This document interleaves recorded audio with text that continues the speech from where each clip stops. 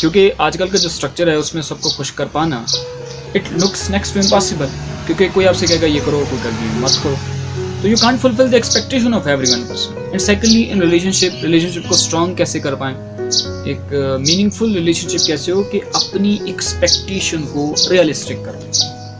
देखें, दो चीज़ें होती हैं, एक होती है एक्सपेक्टेशन और डिज़ायर, और एक होती है नीड। नीड सबकी पूरी की जा सकती है, बट एक्सपेक्टेशन किसी एक बंदे की भी पूरी नहीं कर सकते।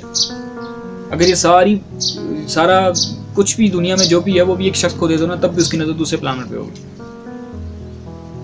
तो ये हमें बिल्कुल क्लियरली पता होना चाहिए कि सामने वाला पर्सन जो हमसे एक्सपेक्ट कर रहा है, इज दैट अ नीड और अनरियलिस्टिक विशफुल डिजायर और expectation. This should be very very clear, because we are dealing at the level of mind. If we are dealing at the level of materialistic reality, यहां पर everything is possible, but at this level, at the level of mind, there are something which are not possible.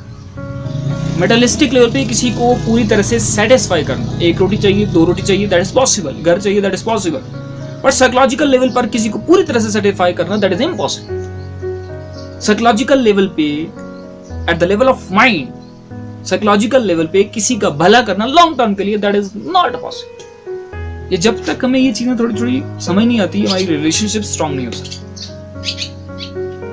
और secondly values. Values in other most important aspects in relationship. Where there is value, there is love.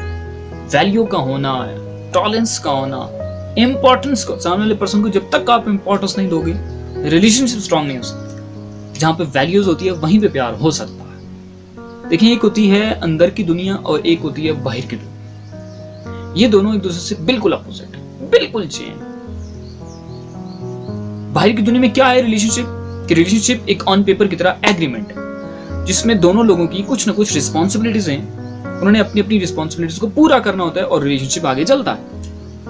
अब वहां पे responsibilities के साथ साथ कुछ boundaries होती है, कुछ लिमिट्स होती है, जिनको दोनों ने फॉलो करना जरूरी होता है। अगर वहां पे कोई भी उसको ब्रेक करेगा, there is no compromise, you have to take action, आपको स्टैंड लेना है। वहां पे डिप्रेस्ड होकर एक्साइटेड होकर डिसीजन नहीं किए जाते और ना करनी चाहिए।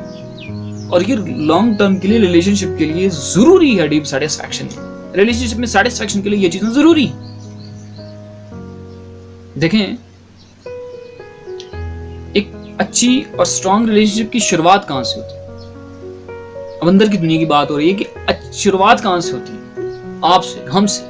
बट हम डिपेंड करते हैं सामने वाले पर्सन कि वही कुछ ऐसा कर दे कि सब कुछ अच्छा हो जाए। हम रिलेशनशिप में जो भी सोचते हैं ना, सब बकवास हो, सुनने में हमें कड़वा लगेगा, बट ये सच है। हमारे अंदर कमियां होती हैं, बट हम चाहते हैं सामने वाले पर्सन में कमी ना हो। क्या हम यही नहीं चाहते? हमारी गलती होती है तो हम उसको डिफेंड करते हैं, और हम ये चाहते हैं कि सामने वाले पर्सन उसको भूल जाए।